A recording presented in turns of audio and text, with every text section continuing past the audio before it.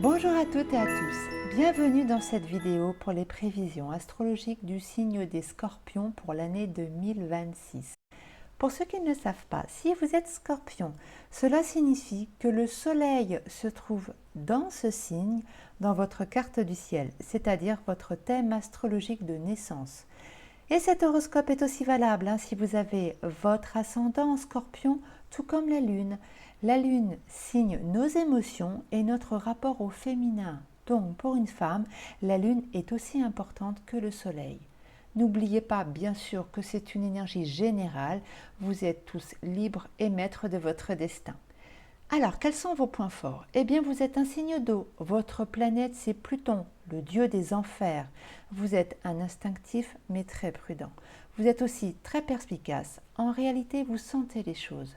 Vous êtes tenace et très puissant. Petit bémol, vous pouvez parfois vous auto-saboter.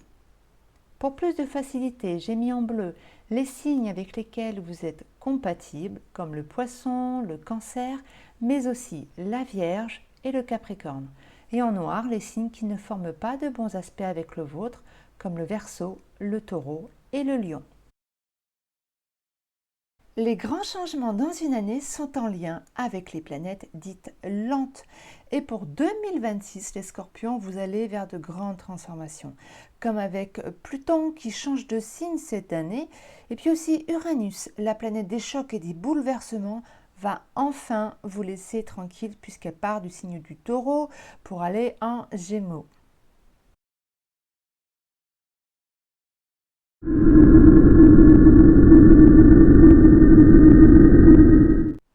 Pluton est la plus petite, mais la plus puissante de tout le système solaire. Elle fait le tour du zodiaque à environ 250 ans.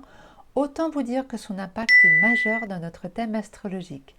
Elle reste plus ou moins 20 ans dans un signe. Pluton est rattaché au dieu Hadès, le dieu des enfers, le maître des mondes souterrains qui avance masqué. Il est aussi le maître des scorpions. C'est une planète de crise et de métamorphose. Elle agit en profondeur et nous pousse à une évolution radicale, parfois douloureuse mais nécessaire. Pluton, c'est aussi notre puissance intérieure, le pouvoir de dire oui ou non, c'est notre libre arbitre. Et cette année, la planète Pluton, qui est votre planète, se trouve toujours en Verseau. Elle y restera une vingtaine d'années. Et comme vous le voyez, le Verseau est un signe en tension avec vous. Vous serez concerné si votre Soleil se situe entre 2 et 5 degrés. Et cette année, la planète vous propose de composer avec vos forces et d'en faire un atout.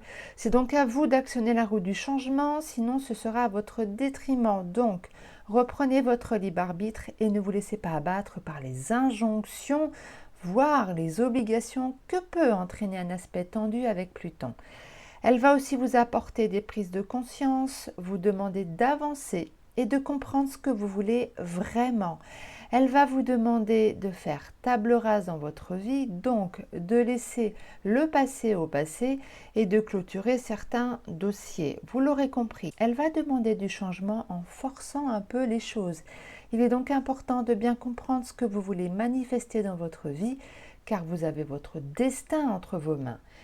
Mais cette année, il faudra surtout en avoir conscience pour éviter les pièges. Donc, l'énergie de Pluton peut enfermer et apporter des contraintes. Donc, c'est à vous de les accepter ou pas.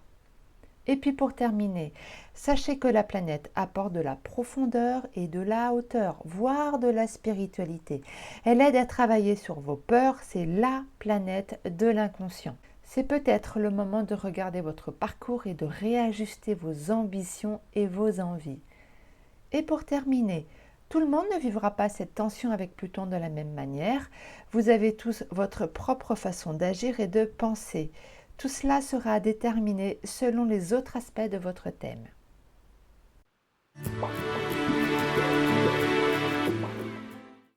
Uranus est une planète lente, donc collective. Elle fait le tour du zodiaque en plus ou moins 84 ans.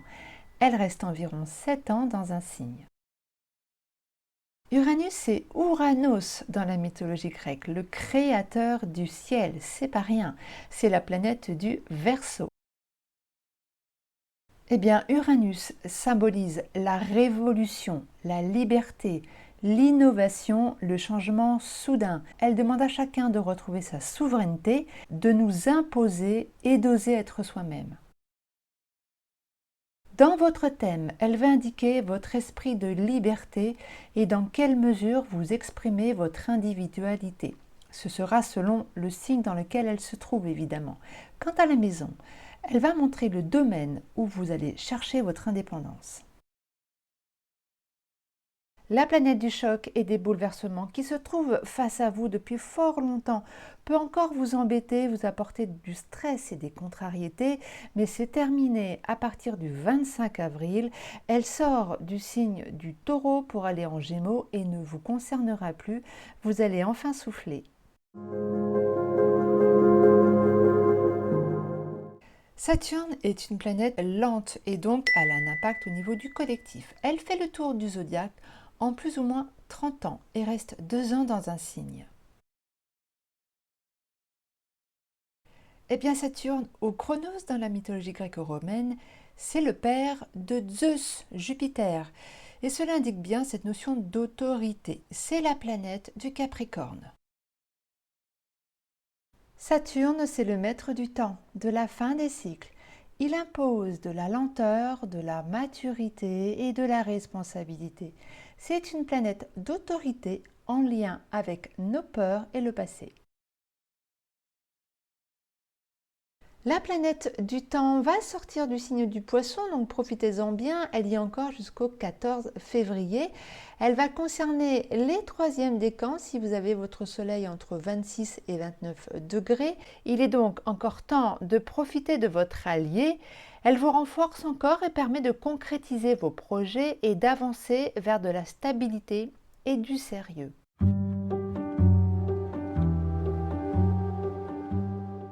Jupiter en astronomie est une énorme planète considérée comme un second soleil. Elle est donc en astrologie en relation étroite avec notre ego. Elle fait le tour du zodiaque en plus ou moins 12 ans et reste une année dans un signe. Eh bien, Jupiter est représenté par Zeus, tout simplement le grand dieu grec. Elle apporte donc la notion de grandeur d'ego et d'expansion. C'est la planète du Sagittaire. Jupiter est souvent appelée la grande bénéfique, car elle symbolise la chance, la croissance, l'expansion et l'excès. Et cette belle planète Jupiter, eh bien, elle est toujours en Cancer et ce n'est pas une nouveauté, elle y est depuis juillet 2025. Mais cette année, elle concernera les seconds décans du 13 janvier au 8 mai et les troisièmes décans du 1er au 12 janvier, mais c'est pas tout, du 9 mai au 30 juin. C'est bien sûr encore une excellente période pour vous. C'est encore le moment de bien jouer avec vos atouts. L'énergie de cette belle planète va vous aider à ouvrir les portes du succès. Elle renforcera votre détermination, votre engagement. Elle invite à croire en ses rêves, si bien sûr ils sont pas trop loin de votre réalité, car Jupiter peut aussi vous enflammer. Donc faites quand même très attention. À vous de bien utiliser son potentiel. Elle agit à tout niveau, mais surtout par rapport à votre propre réalisation, qu'elle soit personnelle ou bien professionnelle. Par exemple, si vous recherchez un emploi, elle peut déclencher un tournant important, ou bien si vous envisagez un nouveau poste, vous avez le feu vert, mais celui-ci demandera de l'exigence. Vous l'aurez compris, Jupiter apporte de l'évolution, surtout de l'expansion, l'envie de voyager, mais aussi de briller, de séduire, d'avoir de nouvelles opportunités et des responsabilités aussi. C'est la planète du succès et des honneurs. Elle est aussi très positive au niveau administratif et juridique. Et puis, dans un autre registre, elle est très bénéfique pour les finances. Attention tout de même à l'excès, donc à vos dépenses. Et enfin, pour terminer, n'oublions pas que dans le signe du Cancer, elle aura une belle influence sur la notion de famille ou de clan, comme de se rapprocher des siens ou de se réconcilier. Vous l'aurez compris, c'est une belle énergie pleine de joie, de gaieté, d'optimisme. C'est toujours des moments d'ouverture à ne pas rater. La planète de la chance, eh bien, elle est en Lion à partir du 1er juillet. Elle est donc en tension avec vous. Elle concernera tous les décans cette année. Les premiers décans, ce sera du 1er juillet au 14 août. Les seconds décans du 15 août au 3 octobre. Et enfin les troisièmes décans du 4 octobre jusqu'à la fin de l'année. Et donc, la planète de l'expansion peut vous freiner dans votre élan et apporter quelques complications, et ceci au niveau personnel, social ou professionnel. Jupiter, c'est aussi le monde juridique et administratif. Elle peut concerner des retards de courrier ou des démarches qui prennent du temps. Si vous êtes en procès, eh bien c'est plutôt le moment en conciliation. Mais attention, vous n'avez pas le bénéfice avec Jupiter. Autant en Cancer, elle vous a apporté, autant en Lion, elle risque de vous stresser et de rien vous rapporter. La planète aussi peut accentuer le poids des responsabilités, mais aussi une surcharge de travail. Donc prenez soin de vous, faites très attention. Vous avez la capacité de ne pas céder aux exigences de Jupiter, qui peut amener des désagréments, des tensions et de la nervosité.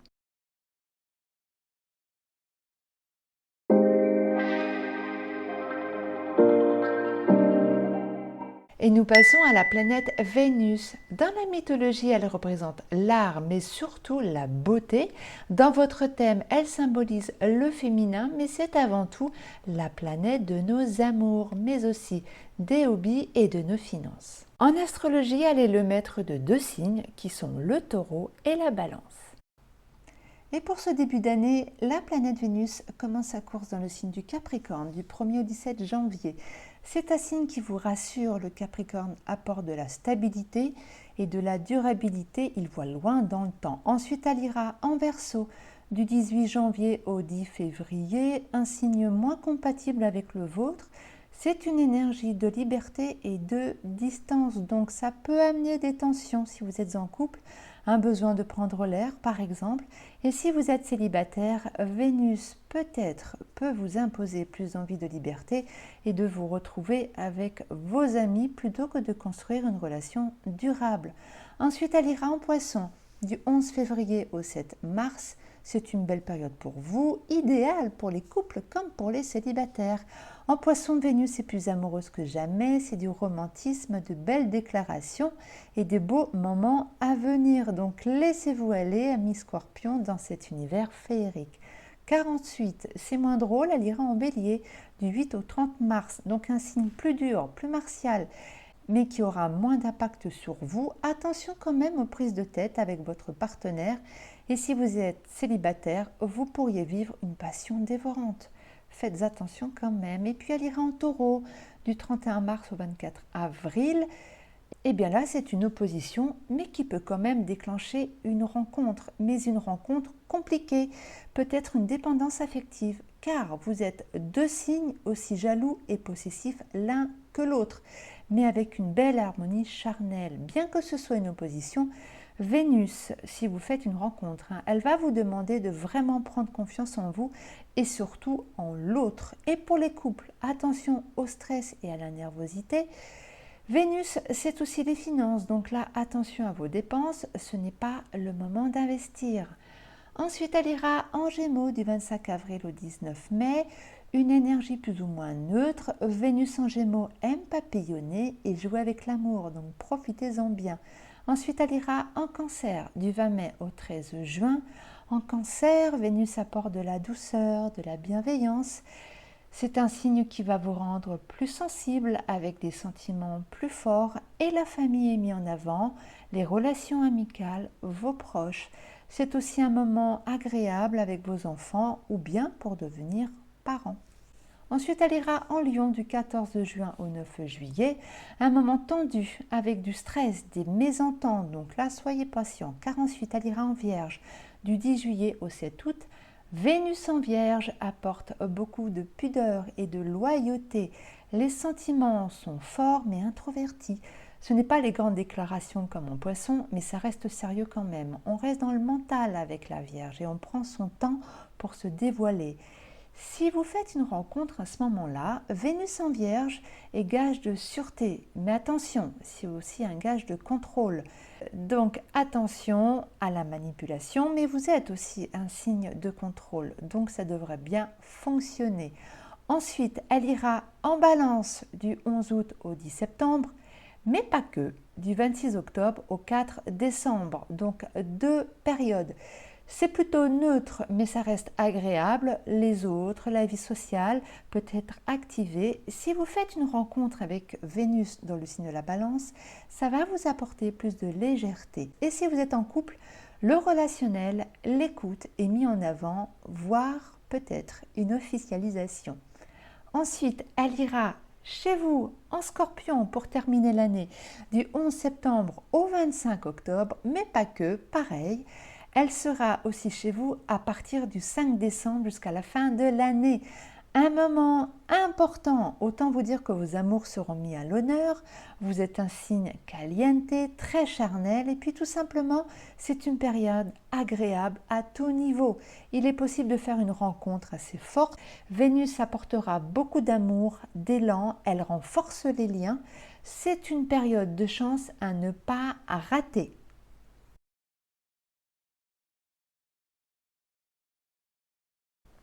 Eh bien, quand elle sera en Capricorne du 1er au 17 janvier, en Poisson du 11 février au 7 mars, et puis en Cancer du 20 mai au 13 juin, en Vierge du 10 juillet au 7 août, et puis en Scorpion chez vous, du 11 septembre au 25 octobre, et puis à partir du 5 décembre.